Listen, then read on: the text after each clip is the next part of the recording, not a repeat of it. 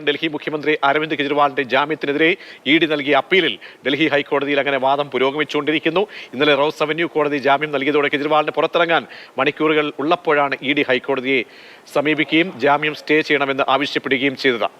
P Basant നൽകും വിവരങ്ങൾ. ബസന്ത്, എന്തൊക്കെ വാദങ്ങളാണ് ഇപ്പോൾ പുരോഗമിക്കുന്നത്? ഇഡിക്ക് വേണ്ടി അഭിഭാഷകൻ അവസാന ഘട്ടത്തിൽ ഈ ജാമ്യം ലഭിക്കും എന്ന ഒരു ഘട്ടത്തിൽ എടുക്കുന്ന തുറുപ്പ് ചീട്ട് അതെങ്ങനെയാണ് നിയമപരമായിട്ടൊക്കെ തന്നെ വാദപ്രതിവാദങ്ങളായി കോടതിയിൽ പുരോഗമിക്കുന്നത്?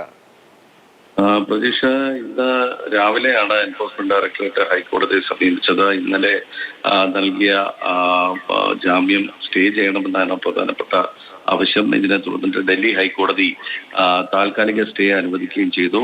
ഹൈക്കോടതി ഇഡിയുടെ അപേക്ഷ കേൾക്കുന്നത് വരെ കെജ്രിവാളിന് ജാമ്യം നൽകേണ്ടതില്ല എന്നാണ് രാവിലെ ഹൈക്കോടതി ഉത്തരവിട്ടത്. ജാമ്യം ഉച്ചയോടുകൂടി ജാമ്യത്തുക കെട്ടിവെച്ച് പുറത്തിറങ്ങാനിരിക്കെയാണ് എൻഫോഴ്സ്മെന്റ് ഡയറക്ടറേറ്റിന്റെ നീക്കം. പ്രധാനമായും എൻഫോഴ്സ്മെന്റ് ഡയറക്ടറേറ്റ് ഉന്നയിക്കുന്നത് വിചാരണ കോടതിയുടെ പിഴച്ച വിധിയാണ്. ഇതിൽ തങ്ങളുടെ ഭാഗം പൂർണ്ണമായും കേൾക്കാതെയാണ് എൻഫോഴ്സ്മെന്റ് ഡയറക്ടറേറ്റിന്റെ വാദം പൂർണ്ണമായും കേൾക്കാതെയാണ് വിചാരണ കോടതി ഇന്നലെ ജാമ്യം നൽകിയത്. ഞങ്ങൾ നൽകിയിട്ടുള്ള കുറിപ്പുകളും അതോടൊപ്പം തന്നെ തീയതികളും ഒന്നും തന്നെ പരിഗണിക്കാൻ തയ്യാറായിട്ടില്ല എന്നും എൻഫോഴ്സ്മെന്റ് ഡയറക്ടറേറ്റ് വാദിച്ചു.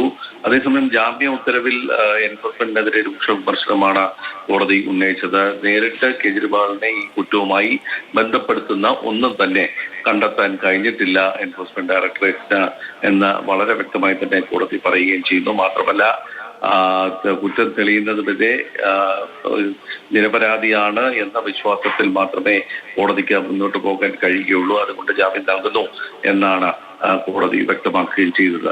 ഏതായാലും 2:15 വീണ്ടും കോടതി ഡൽഹി ഹൈക്കോടതിയിൽ വാദം തുടരും. ബസന്ത്, ഈ മറ്റെന്തെങ്കിലും, കാരണം ജാമ്യം ഹർജിയുമായി ബന്ധപ്പെട്ട് ജാമ്യം നൽകുന്നതുമായി ബന്ധപ്പെട്ടാണല്ലോ ഇപ്പോൾ വാദപ്രതിവാദങ്ങൾ നടക്കുന്നത്. ഇതുമായി ബന്ധപ്പെട്ട് ഈ കേസുമായി ബന്ധപ്പെട്ട് എന്തെങ്കിലും അഡീഷണൽ രേഖകളോ അല്ലെങ്കിൽ നിലപാടുകളോ എന്തെങ്കിലും കോടതിയിലേക്ക് മുന്നിലേക്ക് എത്തിച്ചിട്ടുണ്ടോ ഇഡി? പ്രതീക്ഷ, ഇത് ജാമ്യം നൽകുന്നതുമായി ബന്ധപ്പെട്ട വാദം മാത്രമാണ് നടക്കുന്നത്, കേസിന്റെ വാദമല്ല. ജാമ്യത്തിന് അർഹനാണോ ഇല്ലയോ എന്നുള്ളൊരു ചോദ്യം മാത്രമേ ഇപ്പോൾ ഡൽഹി ഹൈക്കോടതിയുടെ മുന്നിലുള്ളത്. അത് മാത്രമാണ് കോടതി പരിശോധിക്കുന്നത്. പുതിയ രേഖകളൊന്നും തന്നെ വെച്ചിട്ടില്ല. ഡൽഹി വിചാരണ കോടതി തങ്ങളുടെ ഭാഗം പൂർണ്ണമായി കേട്ടില്ല എന്നുള്ളൊരു കാര്യം മാത്രമാണ് എൻഫോഴ്സ്മെന്റ് ഡയറക്ടറേറ്റ് ഉന്നയിക്കുന്നത്. മാത്രമല്ല, നേരത്തെ തന്നെ വിചാരണ കോടതി മുന്നാകെ പറഞ്ഞിട്ടുള്ളതാണ്, നേരിട്ട് ബന്ധപ്പെടുത്തുന്ന ചില രേഖകളുണ്ട്, ആ രേഖകളൊക്കെ പരിശോധിക്കണമെന്നുള്ളത്. അത് പരിശോധിക്കാൻ വിചാരണ കോടതി തയ്യാറായില്ല എന്നാണ് ഇപ്പോൾ എൻഫോഴ്സ്മെന്റിന്റെ വാദം.